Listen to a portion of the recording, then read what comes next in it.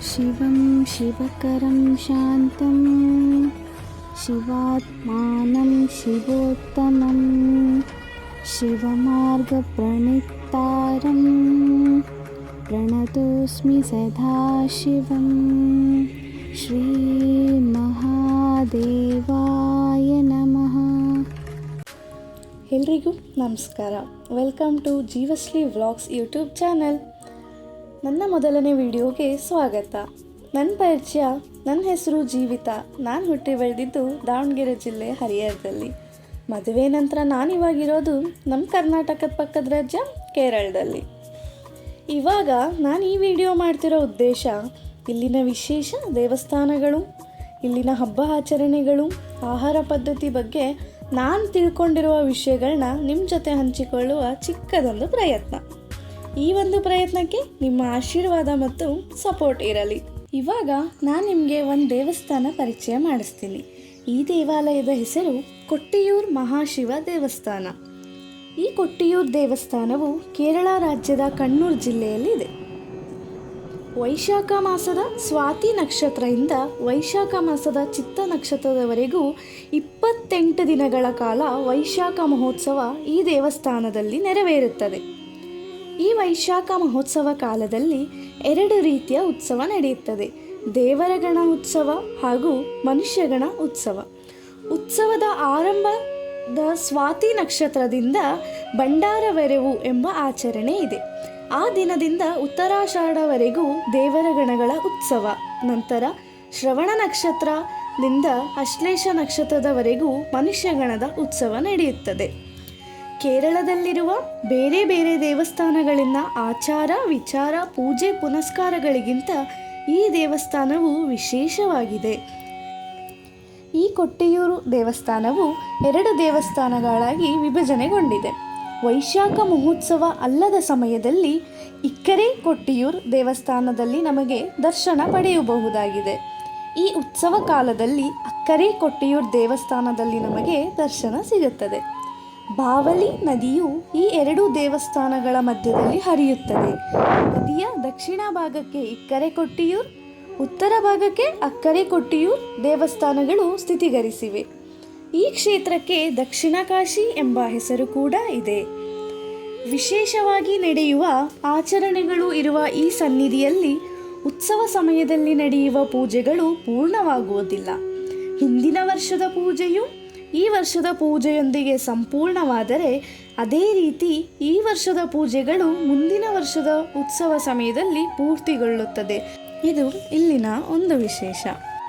ಇನ್ನು ಈ ದೇವಸ್ಥಾನದ ಚರಿತ್ರೆ ಬಗ್ಗೆ ಹೇಳಬೇಕಂದ್ರೆ, ಈ ಸ್ಥಳವು ದಕ್ಷ ಯಜ್ಞ ಸ್ಥಳವಾಗಿದೆ. ದಕ್ಷ ಒಂದು ಮಹಾಯಜ್ಞದ ಸಂಕಲ್ಪ ಮಾಡುತ್ತಾರೆ. ಅದಕ್ಕೆ ದೇವಾನುದೇವತೆಗಳ ಆಹ್ವಾನ ನೀಡಿದ. ಆದರೆ ಪರಮೇಶ್ವರನನ್ನು ಕರೆಯುವ ಉದ್ದೇಶ ಇರಲಿಲ್ಲ. ಮಹರ್ಷಿ ಗದಿಚ್ಚಿ ಅವರ ಮುಂದೆ ದಕ್ಷ ಶಿವನ ಬಗ್ಗೆ ಅತ್ಯಂತ ಕೀಳಾಗಿ ಮಾತನಾಡಿದ. ಇದನ್ನು ಕೇಳಿ ಸಿಟ್ಟಿಗೆದ್ದ ದದಿಚ್ಚಿ ಮಹರ್ಷಿಗಳು ಶಿವನಿಲ್ಲದ ಯಜ್ಞ ಕಾರ್ಯಕ್ಕೆ ಬಂದವರಿಗೆ ಶಿವಜ್ಞಾನ ಅಳಿಯಲಿ ಎಂದು ಶಾಪ ಕೊಟ್ಟರು. ಶಿವನಿಗೆ ಆ ಯಾಗಕ್ಕೆ ಆಹ್ವಾನವಿಲ್ಲದಿರುವುದು ಸತಿದೇವಿಗೆ ತಿಳಿದಿದೆ. ಅದಕ್ಕೆ ಪತಿಯನ್ನು ಆಹ್ವಾನಿಸಿ ಅವಮಾನಿಸಲಾರಳು. ಆದರೆ ನಾನ್ಯಾಕೆ ಹೋಗಬಾರದು? ಯಾಗ ಮಾಡುತ್ತಿರುವುದು ನನ್ನ ತಂದೆ. ತವರಿಗೆ ಹೋಗೋದಕ್ಕೆ ಯಾರು ಕರಿಬೇಕಾದ ಅಗತ್ಯವಿಲ್ಲ. ಹಾಗೆ ಈ ಯಾಗಕ್ಕೆ ನನ್ನ ಪತಿಯನ್ನು ಮರೆತದ್ದು ಹೇಗೆ ಎಂದು ತಂದೆಯನ್ನು ಕೇಳಿ ತಿಳಿದುಕೊಳ್ಳಲು ಸತಿ ಯಾಗಕ್ಕೆ ಹೋಗಲು ಪರಮೇಶ್ವರನನ್ನು ಅನುಮತಿ ಕೇಳುತ್ತಾಳೆ. ಆದರೆ ಶಿವನು ಅನುಮತಿಯನ್ನು ನಿರಾಕರಿಸುತ್ತಾನೆ. ಸತಿ, ನೀನಲ್ಲಿಗೆ ಹೋಗೋದು ಬೇಡ, ಅಲ್ಲಿ ನಿನಗೆ ಅವಮಾನವಾಗುತ್ತದೆ ಎಂದು ಹೇಳುತ್ತಾನೆ. ನಂತರ ತವರಿಗೆ ಬಂದ ಸತಿ ದೇವಿಗೆ ಸ್ವಾಗತಿಸುವವರು ಹಾಗೂ ಮಾತನಾಡಿಸುವವರು ಯಾರೂ ಇರಲಿಲ್ಲ. ಕಡೆಗೆ ತಂದೆ ದಕ್ಷ ಕೂಡ ಮಗಳನ್ನು ಪ್ರೀತಿಯಿಂದ ಸ್ವಾಗತಿಸಲಿಲ್ಲ. ಇದನ್ನೆಲ್ಲ ಕಂಡ ಸತಿದೇವಿ ತನ್ನ ತಂದೆ ದಕ್ಷನನ್ನು ಪ್ರಶ್ನೆ ಮಾಡಿದಳು. ದಕ್ಷನ ಮಾತಿನಲ್ಲಿದ್ದ ಅಹಂಕಾರ, ಅವನ ತಿರಸ್ಕಾರ, ತನ್ನ ಗಂಡನ ಬಗ್ಗೆ ಅವನು ಆಡಿದ ಅತ್ಯಂತ ಅವಮಾನಕರ ಮಾತುಗಳು ಸತಿದೇವಿಯನ್ನು ಕೆರಳೋ ಹಾಗೆ ಮಾಡಿತು. ತನ್ನ ಪತಿಗೆ ಆದ ಅವಮಾನ ಸಹಿಸಲಾಗದೆ ಸತಿದೇವಿಯು ದಕ್ಷನ ಯಜ್ಞಕುಂಡದ ಅಗ್ನಿಗೆ ಹಾರಿ ಆತ್ಮಾಹುತಿ ಮಾಡಿಕೊಂಡಳು. ಈ ಸಮಯದಲ್ಲಿ ಕೈಲಾಸದಲ್ಲಿದ್ದ ಶಿವನು ಕೋಪಗೊಂಡು ಶಿವನು ಅವನ ಜಡೆಯನ್ನು ಭೂಮಿಗೆ ಹೊಡೆಯುತ್ತಾನೆ. ಅದರಲ್ಲಿ ಉಗ್ರರೂಪಿ ವೀರಭದ್ರನ ಜನನವಾಗುತ್ತದೆ. ಈ ವೀರಭದ್ರನು ಯಾಗಭೂಮಿಯಲ್ಲಿರುವ ಎಲ್ಲರ ಮೇಲೆಯೂ ಆಕ್ರಮಣ ಮಾಡುತ್ತಾನೆ. ಹಾಗೆ ಯಾಗಭೂಮಿಯನ್ನು ಪೂರ್ತಿ ನಾಶ ಮಾಡುತ್ತಾನೆ. ಈ ಸಮಯದಲ್ಲಿ ವೀರಭದ್ರ ದಕ್ಷನ ಶಿರಸ್ಸು ಕಡಿದು ಹಾಕುತ್ತಾನೆ. ಈ ಸಮಯದಲ್ಲಿ ವೀರಭದ್ರನ ಕೈಯಲ್ಲಿದ್ದ ಕೊಡ್ಲಿ ದೂರೊಂದು ಪ್ರದೇಶದಲ್ಲಿ ಬೀಳುತ್ತದೆ. ಬ್ರಹ್ಮಪುತ್ರನಾದ ದಕ್ಷನ ಪುನರ್ಜನ್ಮ ನೀಡಬೇಕೆಂದು ವಿಷ್ಣು, ಬ್ರಹ್ಮ ಮತ್ತು ದೇವಾನುದೇವತೆಗಳು ಶಿವನ ಹತ್ತಿರ ಬೇಡಿಕೊಂಡರು. ತದನಂತರ ಶಾಂತನಾದ ಶಿವನು ದಕ್ಷನಿಗೆ ಪುನರ್ಜನ್ಮ ನೀಡಿದನು. ಆದರೆ ದಕ್ಷನ ತಲೆ ಛಿದ್ರವಾದ್ದರಿಂದ ಆಡಿನ ತಲೆ ಸೇರಿಸಿದರು ಮತ್ತು ಯಾಗ ಸಂಪೂರ್ಣವಾಯಿತು. ನಂತರ ಯಾಗಭೂಮಿಯಲ್ಲಿ ಶಿವನ ಸ್ವಯಂಭುಲಿಂಗ ಉದ್ಭವಗೊಂಡಿತು. ಕಾಲಾಂತರಗಳ ನಂತರ ಆ ಯಾಗಭೂಮಿ ದಟ್ಟ ಅರಣ್ಯವಾಗಿ ಮಾರ್ಪಾಡಾಯಿತು. ಆ ಸಮಯದಲ್ಲಿ ಕಾಡಿನಲ್ಲಿರುವ ಆದಿವಾಸಿಯೊಬ್ಬ ಬೇಟೆಯಾಡುವ ಆಯುಧ ಬಾಣವನ್ನು ಕಲ್ಲಿನ ಮೇಲೆ ತೆಗೆಯುವಾಗ ಆ ಕಲ್ಲಿನಲ್ಲಿ ರಕ್ತ ಚಿಮ್ಮಿ ಬಂದಿತು. ಆ ವ್ಯಕ್ತಿ ಅಲ್ಲಿನ ಹಿರಿಯರಾದ ಪಡಿನ್ಯಾಟ ನಂಬೂದ್ರಿ ಅವರಿಗೆ ವಿಷಯ ತಿಳಿಸುತ್ತಾನೆ. ನಂತರ ಅವರು ಆ ಗ್ರಾಮದ 5 ಮನೆತನಗಳಲ್ಲಿನ ಹಿರಿಯ ಯಜಮಾನರಿಗೆ ತಿಳಿಸುತ್ತಾರೆ. ಅವರುಗಳು ಆ ಕಲ್ಲು ಸ್ವಯಂಭೂ ಶಿವಲಿಂಗ ಎಂದು ಸ್ಪಷ್ಟಪಡಿಸುತ್ತಾರೆ. ಇವಾಗಿನ ರೀತಿಯಲ್ಲಿರುವ ಪೂಜೆ ಪುನಸ್ಕಾರಗಳನ್ನು ಅಂದು ನಿರ್ಧರಿಸಿದ್ದರು. ವೀರಭದ್ರನ ಆಯುಧ ಕೊಡ್ಲಿ ಬಗೆಗಿನ ವಿಶೇಷತೆ. ವೀರಭದ್ರನು ದಕ್ಷನ ಶಿರಚ್ಛೇದ ಮಾಡಿದಾಗ ವೀರಭದ್ರನ ಕೈಯಲ್ಲಿದ್ದ ಆಯುಧ ದೂರೊಂದು ಪ್ರದೇಶದ ವಾಯ್ನಾಡ್ ಜಿಲ್ಲೆಯ ಮುತಿರೇರಿ ಗ್ರಾಮದಲ್ಲಿ ಬೀಳುತ್ತದೆ.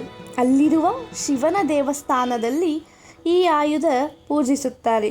ವೈಶಾಖ ಮಹೋತ್ಸವದ ಸಮಯದಲ್ಲಿ ಮುದಿರೇರಿ ದೇವಸ್ಥಾನದಿಂದ ಈ ಆಯುಧವನ್ನು ಕೊಟ್ಟಿಯೂರು ಸನ್ನಿಧಿಯ ಪೂಜಾರಿಯು 35 ಕಿಲೋಮೀಟರ್ ದೂರದ ಕಾಲ್ನಡಿಗೆಯಲ್ಲಿ ಸಾಗುತ್ತಾ ಅಕ್ಕರೆ ಕೊಟ್ಟಿಯೂರು ಸನ್ನಿಧಾನಕ್ಕೆ ತಲುಪಿಸುತ್ತಾರೆ. ತದನಂತರ ಉತ್ಸವ ಕಾಲದ ನಂತರ ಈ ಆಯುಧವನ್ನು ಶಿವನ ದೇವಸ್ಥಾನಕ್ಕೆ ಹಿಂತಿರುಗಿಸುತ್ತಾರೆ. ವೈಶಾಖ ಮಹೋತ್ಸವಕ್ಕೆ ಬೇಕಾಗುವ ಕಾರ್ಯಗಳನ್ನು ನಡೆಸುವ ಎಲ್ಲ ಸ್ಥಾನಾರ್ಥಿಗಳಿಗೂ ಜಾತಿ ಭೇದ ಇಲ್ಲದೆ ಒಂದೊಂದು ಸ್ಥಾನಾರ್ಥಿಗಳಿಗೂ ಒಂದೊಂದು ಗುಡಿಸಲುಗಳನ್ನು ದೇವಸ್ಥಾನದ ಸುತ್ತಲೂ ಈ ಸಮಯದಲ್ಲಿ ನಿರ್ಮಿಸಿ ಉತ್ಸವ ಕಾಲದ ನಂತರ ಗುಡಿಸಲುಗಳನ್ನು ಸುಟ್ಟು ಹಾಕುತ್ತಾರೆ. ಆ ಕಾರಣಕ್ಕೆ ಈ ಗುಡಿಸಲುಗಳನ್ನು ನಿರ್ಮಿಸುವುದು ನ್ಯಾಚುರಲ್ ಆಗಿ ತೆಂಗಿನ ಗರಿ ಹಾಗೂ ಅಡಕೆ ಮರದ ಬಂಬುಗಳಿಂದ, ದೇವಸ್ಥಾನವನ್ನು ತಾಳೆಗರಿಯಿಂದ ನಿರ್ಮಿಸುತ್ತಾರೆ. ಸುಟ್ಟು ಹಾಕಲು ಕಾರಣ ಇದೊಂದು ಯಾಗಭೂಮಿ. ವೈಶಾಖ ಮಹೋತ್ಸವದ ಕೊನೆಯ ಪೂಜೆಯ ನಂತರ ಸ್ವಯಂಭೂ ಲಿಂಗವನ್ನು ಮಣ್ಣಿನಲ್ಲಿ ಮುಚ್ಚಿಡುತ್ತಾರೆ. ಮುಂದಿನ ವರ್ಷದ ವೈಶಾಖ ಮಹೋತ್ಸವ ಸಮಯದಲ್ಲಿ ಮಣ್ಣನ್ನು ತೆರೆಯಲಾಗುವುದು. ಈ ಉತ್ಸವ ಕಾಲದಲ್ಲಿ ಆರಂಭ ದಿನದಿಂದ ಕೊನೆಯ ದಿನದವರೆಗೂ ಹಚ್ಚಿದ ಒಲೆ ನೊಂದುವುದಿಲ್ಲ, ಕೆಡುವುದಿಲ್ಲ.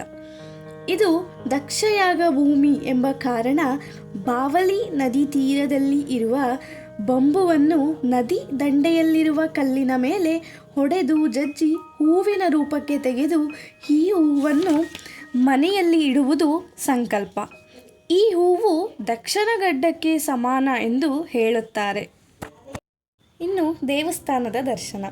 ಇಕ್ಕರೆ ಕೊಟ್ಟಿಯೂರಿಂದ ಅಕ್ಕರೆ ಕೊಟ್ಟಿಯೂರು ದರ್ಶನಕ್ಕೆ ಹೋಗಬೇಕೆಂದರೆ ಬಾವಲಿ ನದಿಯಲ್ಲಿ ಮುಳುಗಿ ಸ್ನಾನ ಮಾಡಿ ಅದೇ ಶುದ್ಧತೆಯಲ್ಲಿ ನೀರಿನಲ್ಲಿ ನಡೆದುಕೊಂಡು ಹೋಗಿ ಮೊದಲು ತಿರುವಂಚರದಲ್ಲಿ ಪಾದ ಸ್ಪರ್ಶ ಮಾಡಿ ಆ ತೀರ್ಥದಲ್ಲಿ ನಡೆದು ಸಾಗುತ್ತಾ ಮೊದಲು ಮಣಿತ್ತರೆಯಲ್ಲಿರುವ ಸ್ವಯಂಭೂ ಆಗಿರುವ ಕೊಟ್ಟಿಯೂರೆಂಬ ಹೆಸರಿನಲ್ಲಿ ಕರೆಯಲ್ಪಡುವ ಸಾಕ್ಷಾತ್ ಶಿವನ ದರ್ಶನ ಮಾಡಬೇಕು.